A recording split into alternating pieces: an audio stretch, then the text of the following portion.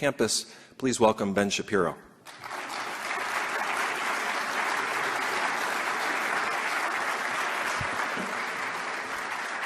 Thanks so much.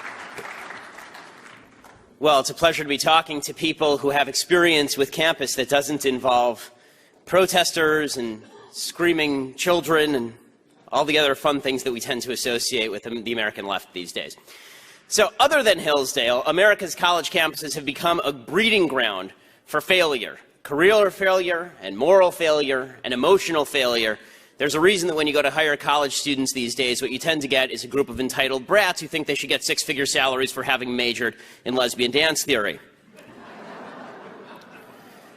This is all thanks to a perverse leftist ideology that rewards subjective self-aggrandizement over objective truth. So let's start with a story. This is from Tennessee, Vanderbilt University. I'm sure some people in the audience know where Vandy is. This is back in November, last November. So you remember last year there was this whole media obsession that every college campuses all over America were rife with racism. They were just hotbeds of secret racism. The KKK had branches that were secretly meeting at frat houses. All the black people on campus were being targeted for destruction. The administrators clearly hated black folks, which is why they let them in with lower SAT scores. And so there are all sorts of protesters who showed up at campuses all over America. So 200 students at Vandy decided that they wanted to protest the white privilege and microaggressions of the administration. We'll define those terms in just a few minutes. They didn't give any particular examples of what the discrimination looked like, but it didn't matter if there was any actual fact to back what they were saying. They felt victimized, and that's the key. They felt victimized. So they demanded university diversity classes and a more diverse student body, not ideologically diverse, of course, ethnically, racially diverse. The next day, after they had this big protest, a big bag of dog poop showed up at the front door of the Bishop Joseph Johnson Black Cultural Center. And naturally, the apocalypse ensued. The student activist group that sponsored the original march rushed to Facebook to denounce what they called the vile act, and they said, quote, "The violation of a place that in many ways is the sole home for many black students is deplorable. As many of us sit in grief, recognize that these types of actions are what we speak of when we note the reality of exclusion and isolation of students of color, and specifically black students on our campus." So the police investigated, and nobody was arrested or prosecuted.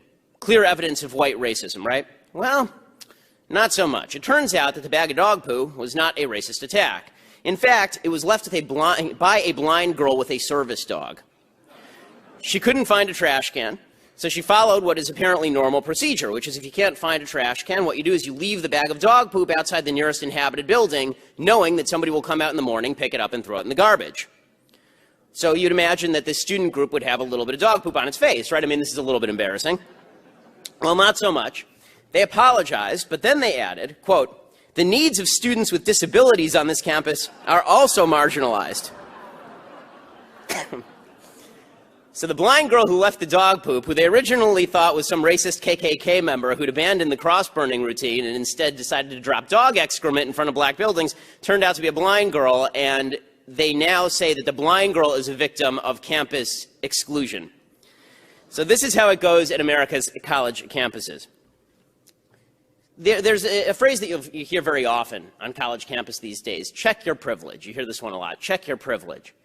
And what this really means is that you're not part of one of the victimized groups, the so-called hierarchy of victims that has been created at college campuses. America's college campuses have one overriding goal. It's the same goal as that of the American and international left, and that is to level all inequality of outcome. Inequality of outcome equals inequity. If somebody in a room has $4 and somebody has $1, it can't be the person with $4 worked hard and the person with $1 blew their money. It has to be the person with $4 somehow owes at least a couple of dollars to the person with $1. Everybody should end up with $2.50 in this magical world. America's founding fathers obviously didn't believe in this. They believed in equality of opportunity. They thought rightly that God or nature provided mankind with rights to life, liberty, and happiness. These are rights against the collective. They're rights against the society. The international left, the American left, the campus left, they believe that true opportunity can really only be reflected in result. Any inequality has to be the result of inequity. It's true for individuals, it's true for groups, and we can't just measure inequality in economic terms. It's not just the $4, $1 thing. we have to feel equal. We have to feel it. Deep in our bones, we have to feel like we're not being discriminated against, like society isn't colluding to harm us. So on college campuses, the administrators who buy into this stupid philosophy, they've set up their own little mini utopias. And that means grade inflation, so everybody gets an A, right? Because we don't want to have anybody who feels like they are going to get a C. That means that they've been discriminated against even if they can't write a complete sentence. Government-sponsored tuition ensures that everyone has an equal shot to go to college, regardless of whether going to college is actually the best thing for all these kids. This is the Bernie Sanders utopian vision. Everybody should have a government-sponsored slot in college. You know, that idea is basically what ruined American high schools and now is ruining American colleges. Because it turns out that kids didn't learn anything in junior high. We pushed them up to high school, said everyone should have an equal high school education. Everybody didn't learn anything in high school. Now they're pushing them up to colleges. They're watering it down. So basically, the only way you get a really good job is if you go to grad school, right? And sooner or later, we will just be in school from the time we are born until the time we die. There will be a 2-day period at the very end where you're expected to earn, and then you will die. So college administrators are working to ensure that every individual on campus feels equally valuable. This is their goal. And that's not really enough because reality doesn't match the vision, right? There are always going to be individuals who underperform or groups that underperform. This happens throughout human society. It's happened throughout human history. There is no society across planet Earth, as Thomas Sowell writes in his newest book, in which there is no inequality. It just doesn't exist. There's always been group and individual inequality. It always will exist because people are differently abled. People have different abilities. People have different skills. People have different effort levels. But because the facts don't match the vision, the left instead blames the structure of the United States, right? It's structural inequality that's the problem. Our history, our values, our economics, this is the real problem. It must have failed because of the racist, classist, sexist, homophobic system, both on campus and off. And so the system has to be torn out root and branch. And what the administrators do is they make students their allies in this effort, which is easy because there's something that feels good about being a victim. It gives you an unearned sense of virtue that you get to parade around. You feel like a better person if you're a victim. If you're an underachieving black woman, then the campus culture will tell you that the reason you're underachieving is not because of anything you did, it's because you're black and because you're a woman. And that's because society discriminates against black people and women. If you're an underachieving gay Hispanic, then that's because the system targets people like you. For everybody who's left, and this is basically just what they call white heterosexual cisgender males. Cisgender, for those who speak English, cisgender means that you have an orientation toward your own gender that is the same as your biology. In other words, I'm a biological male and I think I'm a biological male. Right? That's what cisgender means. Seriously, I mean, we laugh, but this is actually a thing. On campus, cisgender has become a thing now, right? Because we can't discriminate against people who are biologically male but we can't discriminate against Caitlyn Jenner, so everybody else has to abide by these silly linguistic conventions. But for people who are left, the white heterosexual cisgender males, there is one way that they can get out of the unenviable position of being the only people in America who are not victims, right, according to the left, and that is they have to acknowledge their privilege. They have to check their privilege. Because the system was built to benefit all of the white, heterosexual, cisgender males, right? Forget the fact that there are more white people on welfare than black people on welfare. Forget the fact that there are plenty of poor white people all over the United States. Forget the fact that in college admissions, for example, white men are disadvantaged by affirmative action programs. Not quite as much as Asians, by the way, but they are very disadvantaged by all of these programs. So you have to acknowledge your white privilege, which means America is bad and you're bad. And by saying that you're bad, that makes you good, right? You acknowledge your guilt, mea culpa, mea maxima culpa, and now everything is good. So none of this complies with the facts, and this is the problem, because when this white privilege faces up to reality on campus, they have to come up with something else. And what they have to come up with is the use of force, right? They have to come up with the use of force. So to digress for a moment, here's a brief history, and this goes by the title political correctness, right? Political correctness is basically the campus use of force in order to shut down the debate, to create this own vision of utopia where everybody is forced to shut up. Because if you ever utter the unalterable truth that some people perform less well than others in a free society, then you must be silenced. So here's a brief history of political correctness on campus, because campuses weren't always this way. But the remolding of America's college campuses has been a very long intergenerational process, encompassing virtually the whole of the 20th century. And by the way, not unique to the United States. Sowell writes, quote, "The history of the 20th century shows soft subject students and their professors were among the biggest supporters of extremist movements, both fascist and communist, the former in Central and Eastern Europe before World War II, the latter in countries around the world both before and after the war. Proponents of soft subject education, this would be liberal arts educations, always have a generalized interest in radical ideas because this is what you get famous for. This is how you get a fortune. Right? You don't become famous or gain a fortune by talking about the glories of Western civilization. You do it by ripping on Western civilization. The outlier is always the person who gets the attention. And young people, of course, are happy to ally with this because young people always have a taste for revolution, particularly in prosperous societies. In prosperous societies, young people have nothing better to do, and they have a need to change the world. And if the world's already a pretty good place, then they still have to change it, and so they change it in a negative way. Well, in the 60s, all of this sort of combined to push over all the weak-kneed administrators at American universities, and college campuses then became bubbles of leftist thought. And they used as their tool political correctness. Now, when people say politically correct, it's become such a buzzword that we forgot where it actually came from. The term political correctness is a Maoist term, right? Mao used the term political correctness. Trotsky used to use this term also. What it meant literally was that what you were saying was not in line with the correct political orthodoxy, and therefore you had to be harmed, right? That's what political correctness meant. The left picked it up. They said that their goal wasn't to silence voices. Instead, they wanted to open up new vistas of viewpoints by silencing people. Free speech, they said, could only exist in a place where there was no racism, no sexism, no homophobia, nothing offensive. Then people would really feel free to speak their minds. Right? This is the idea. So basic viewpoints, basic truths went out the window in favor of leftist viewpoints. Victim groups replaced actual truth. And language shifted so that we didn't create these quote-unquote oppressive hierarchies that silenced people who would normally have been able to speak out if not for the evil white infrastructure. After the 60s and 70s, basically PC became a joke for about 20 years, and then, well, really 30, and then President Obama came along. And President Obama really ushered in a new era of political correctness on college campuses and across the United States, because he promised a world of non-offensiveness, a world in which liberty could be defined subjectively as full-scale offenses.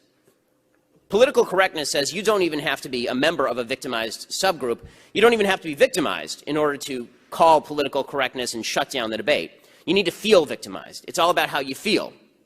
So what this does is it incentivizes everybody to become a victim in their own mind, right? Because you have an advantage now. The minute that you claim that you're a victim, you can now shut everybody else up. Right? Anybody who talks to you, I'm a victim, you hurt my feelings, shut up and go away. This is what we call fascism, right? But it's a fascism of cowardice. On college campuses, I've called them the panty waist fascists.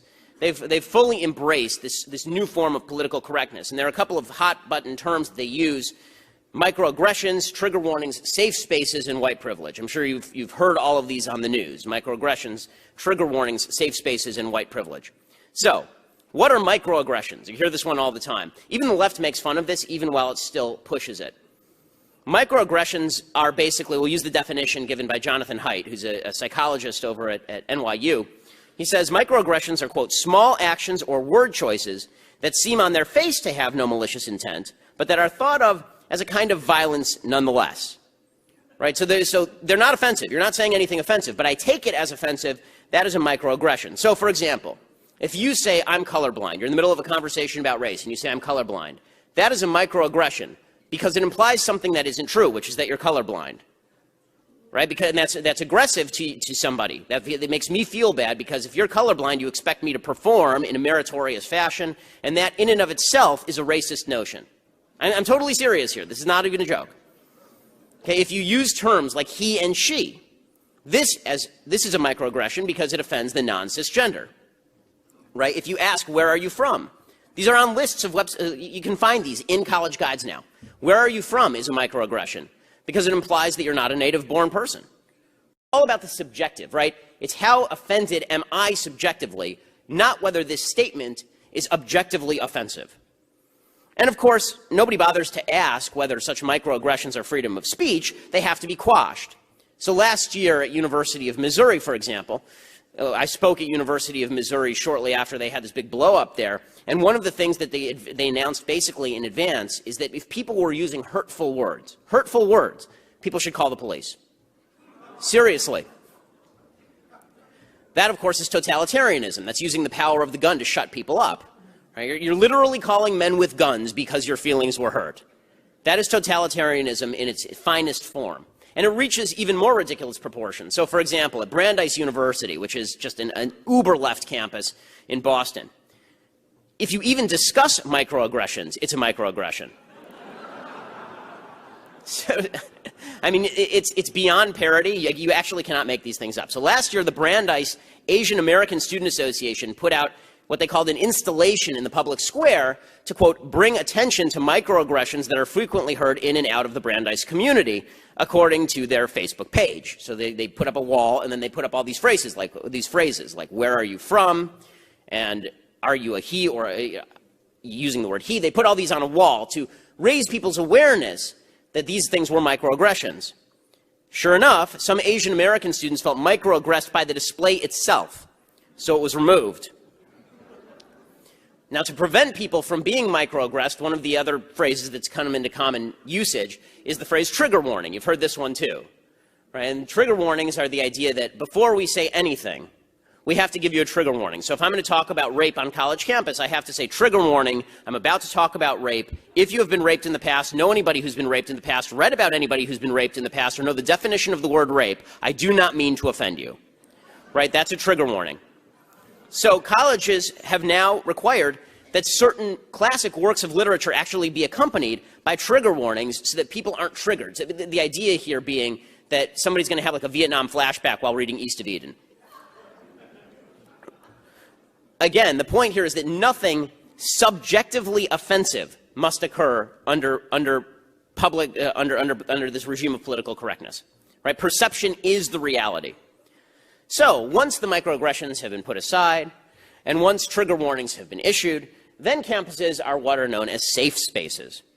Right? So the implication here is clear, that if you are subjected to language with which you disagree, then you are now in an unsafe space. You require the protection of men with guns. You require segregated areas. In fact, at University of Missouri, you had a bunch of black students who were protesting supposed systemic racism at University of Missouri, which has an affirmative action program and no objective evidence of racism on behalf of the administration. While they were protesting, it turns out that there were some mewling white students who wanted to join them as well, some of these black students. The black students said, we don't want you here because you aren't part of our microaggressed population, right? You haven't been aggressed in the same way that we have. We want a segregated space in which to protest, right? Only black people, which is, and at USC, right, just down the couple hours out of here, the black students have been applying for separate black housing. They actually want separate black housing because they think that it's a microaggression, or that they require their own black safe space, right? Which is something that the KKK would love, right? It's both separate and equal. It's awesome. All of this is actually making America's young people not only stupid, but actually evil. It's actually making America's young people evil. Because what this does is it creates an entire generation of mentally and emotionally stunted human beings who are completely unprepared for the real world, where you're going to have to face up to people who disagree and realities that show that your vision is wrong, and you're going to have to deal with people on the other side of the aisle. Right? Jonathan Haidt, that psychologist, he wrote, quote, "The recent collegiate trend of uncovering allegedly racist, sexist, classist, or otherwise discriminatory microaggressions doesn't incidentally teach students to focus on small or accidental slights. Its purpose is to get students to focus on them and then relabel the people who have made such remarks as aggressors." Right? So the idea is you're supposed to constantly be policing the world around you for microaggressions. You're supposed to be looking to be offended. You get credit for being offended. You're a hero for being offended. Now, for anybody who's ever had experience with psychologists, I live in LA. That means 100% of people have had experience with psychologists. But for anybody who has ever had experience with psychologists, you know that there's something called cognitive behavioral therapy. Right? This is the most common form of psychology that's now used, cognitive behavioral therapy. This is where you're having a chain of thoughts that leads you to be depressed or anxious or upset. And what the psychologist will do is attempt to teach you how to break this bad chain of thoughts. So if you're microaggressed by something, the psychologist says, well, why don't you think it through? Is it possible that the person actually didn't mean to offend you? Right? And you're just going down this road too far, and you're getting upset, you're getting depressed, you're getting anxious over all of this. Cognitive behavioral therapy is, in fact, one of the only forms of psychology that is clinically proven to work. Colleges are now doing precisely the opposite. So if you say to kids, you're not being microaggressed, you're just being too sensitive, right? Nobody means to offend you. You're just oversensitive. Now you're microaggressing times 2. Now you're really ruining their lives. And so what you've created is this subjective, this world in which kids are rewarded for their own subjective victimization, looking to be offended all the time. It also makes kids, I said earlier, it makes kids evil. It does. There's a professor named Roy Baumeister, another psychologist, and he writes, there's a book called Evil, Inside Human Violence and Cruelty. He says, evil behavior generally springs from idealism that turns to violence, unjustified self-esteem, and hypersensitivity. These are 3 of the elements of evil. So we tend to think of evil people as like James Bond villains who sit in rooms and they have shark tanks underneath their giant conference tables and they laugh at the suffering of others. And that's not really what most evil people are. Baumeister says people who think they're better than they are will be the dangerous ones. Hypersensitive people who often think their pride is being assaulted are potentially dangerous. Even when a neutral observer would conclude that no serious provocation occurred, it is still important to recognize that, in the perpetrator's own view, he or she was merely responding to an attack. Going back to the word microaggressions, just think about that for a second. It's not an offensive statement. They could just call it an offensive statement. It's a microaggression. It's an aggression against you. And in normal life, if somebody aggresses against you, if somebody punches you, you punch them back, right? So now the rule is that if you say something that microaggresses somebody, they can basically punch you. And this is actually not just become a thing on campus, this has become a thing all across the American left now. Quick personal aside, I was on CNN, this would have been about 6 months ago, and I was on CNN to discuss Caitlyn Jenner being given the Heroism Award by ESPN, because our definition of heroism has shifted a little bit since Normandy.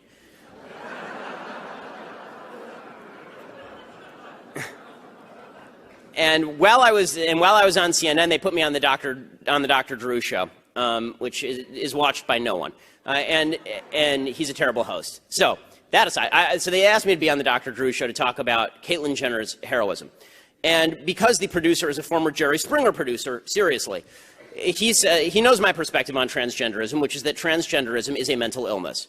Okay, you can't magically change from a man into a woman. The transgender surgery has exactly the same suicide rate after as before. Transgender people try to commit suicide at a 40% rate because there's comorbidity between transgenderism and depression. And so, you know, I went in, I told them all this stuff beforehand. When you're on national TV, they always do a pre-interview so they know sort of what you're going to say. Well, right before the show, they say, okay, we're going to sit you next to this person named Zoe Tur. Zoe Tur was formerly Bob Tur. So Zoe Tur is a transgender woman. Right? He's a man who thinks that he's a woman and had the surgery to prove it. His voice was about an octave lower than mine, and he had about 20 pounds on me at least, which becomes relevant actually to this story. So we're going through this entire rigmarole about transgenderism. Is Caitlyn Jenner a hero? And the argument of everybody on the panel, is about 5 people on the panel plus Dr. Drew. The argument was from everybody was, is Caitlyn Jenner a hero, or should Caitlyn Jenner be actually canonized as a saint?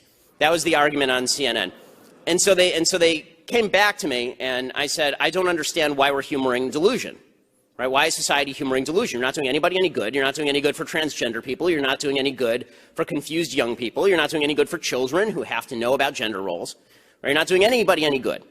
And Bob Tur, Zoe Tur, is sitting next to me and turns to me and says, you don't know anything about biology.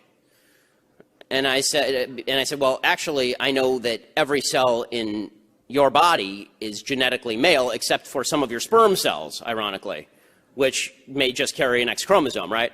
And he says, well, you don't understand anything about chromosomes. And I said, well, what are your genetics, sir? Right? And I didn't mean it to be particularly offensive because he's a dude. And I call dude sir. And so it was the sir that sort of set him off, apparently. He on national television, he reaches over, and we're sitting 2 feet from me, not even, maybe a foot and a half from each other. He reaches over and grabs me by the back of the neck on national television and says, if you say anything like that again, I'll send you home in an ambulance. Which, first of all, doesn't make sense because the ambulances don't take you home. But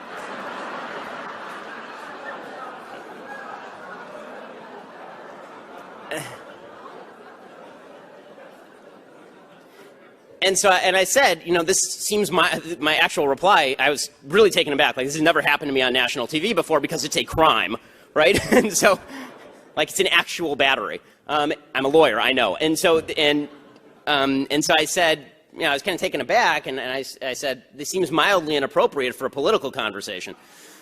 And what was amazing about it, though, what was truly incredible about it, was not that this incident happens. It was that the entire panel, all of them, universally, say, again, there are 5 more people on the panel, universally turn on me and say, how dare you offend Zoe? You were deliberately offensive to Zoe. That's why Zoe did that. This is your fault. In other words, it was a microaggression, and it could be responded to in kind with actual aggression. Right? It didn't end there, by the way. As Zoe Tur walks off the set, he says to me, I'll see you in the parking lot, and then later tweeted that he wanted to curb stomp me.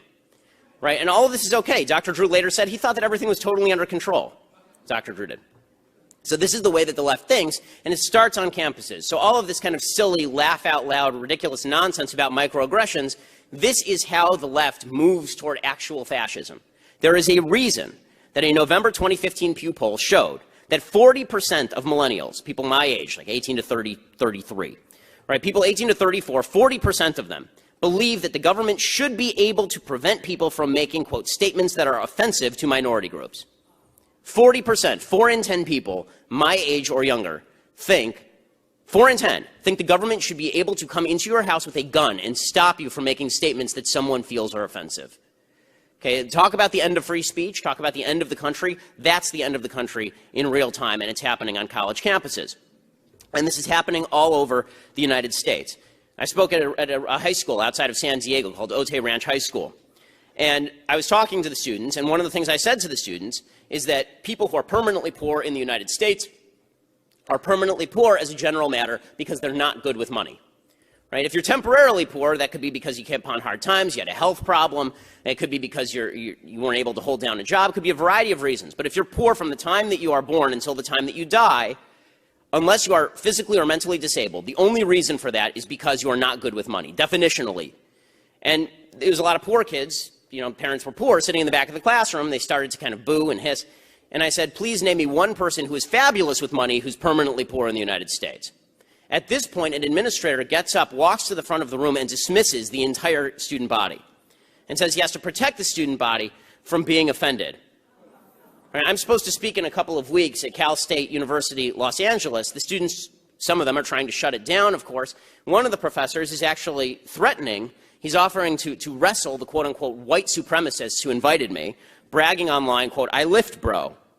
And that's mild stuff. And it's like, okay, simmer down, Mongo. But this is mild stuff, right? Larry Summers, when I was at Harvard, this during the Larry Summers debacle, for those who don't remember, Larry Summers, Lawrence Summers, was the Secretary of the Treasury under Bill Clinton, and he became the president of Harvard. And he was giving a speech, and in that speech, he mentioned the truth, and it is a fact, that when you look at the bell curve for how women perform in science, if you look at the upper echelon of how women perform in science, there aren't as many women in the upper echelon of how women perform in science. The bell curve for women tends to be slightly above the bell curve for men, but the bell curve for men has a longer tail, in other words. He mentions this, and he says maybe the reason there aren't that many women in science is because there aren't that many women who are interested in science, and at the top levels, there aren't as many women as a proportion who are good at science. Right? And he was talking about statistics. He was fired from his job at Harvard University for saying that. At Yale University, there was a professor who said that he was okay with people dressing up for whatever they wanted to. He was a dorm supervisor. He said, dress up how you want for Halloween. None of my business. You dress up how you want. The students got that person to resign. This happened just a couple of months ago. Tim Hunt, who's a Nobel Prize winner in biochemistry. Tim Hunt just lost his job at the University College in London because he made a joke about women in the workplace, even though his wife is a scientist, and it was a self-deprecating joke about why there should be more women in the workplace. So what they've done is by purging the universities, they've ensured that the safe space continues to the next generation, and the next generation, and the next generation. Because remember, at the campuses, college campuses and the professoriate, they basically work like the old Soviet judicial system. When you retire, you appoint your successor.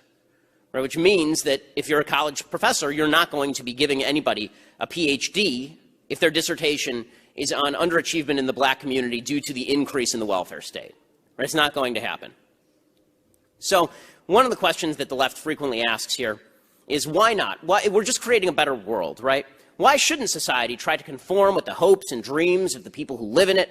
Why shouldn't we adapt society to feelings and perceptions?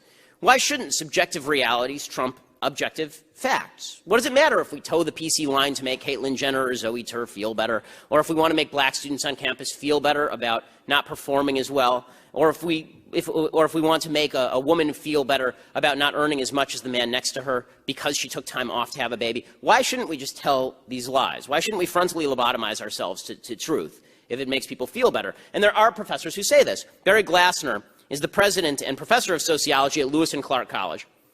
And he, along with Morton Shapiro, who teaches at Northwestern, they wrote a piece, I think this was in the, if I'm not mistaken, the Wall Street Journal. They said, as educators, we seek to develop in our students the cultural literacy that reduces the chances that someone will inadvertently belittle another. Wholesale denouncement of young people's concerns only hinder our efforts to do right by our students. All we're doing is trying to make people feel better. Well, doing right by students means doing wrong by the country.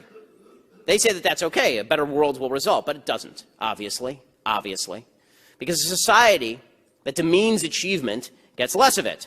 A society that incentivizes a victim mentality gets more of it. A society that blames itself for individual failures ends up destroying itself on the shoals of self-esteem.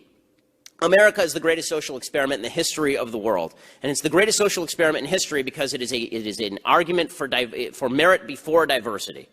The individual rights trump social engineering. Individual justice, individual merit, individual performance trumps whatever we think of particular groups. And the result has been the most successful nation conceived by human mind or put into effect by human hands. And they're seeking to tear it down. The left is seeking to tear it down because they live off the basis, they live off the fruit of the land while undermining the foundations that made the society great in the first place. They will have equality of outcome. They'll elect Bernie Sanders to do it. They will have equality of outcome. They will tear it out root and branch unless we stop them. And thank God for places like Hillsdale College, because the fact is that only places like Hillsdale College stand between an entire generation and the abyss. So thank you all for what you're doing. Thank you for supporting Hillsdale. And thank you for fighting back against a college campus environment that really is the tip of the spear in the leftist attempt to destroy the foundations of Western civilization and replace it with a salted earth civilization that rewards feelings over objective merit. Thanks so much. Happy to take questions.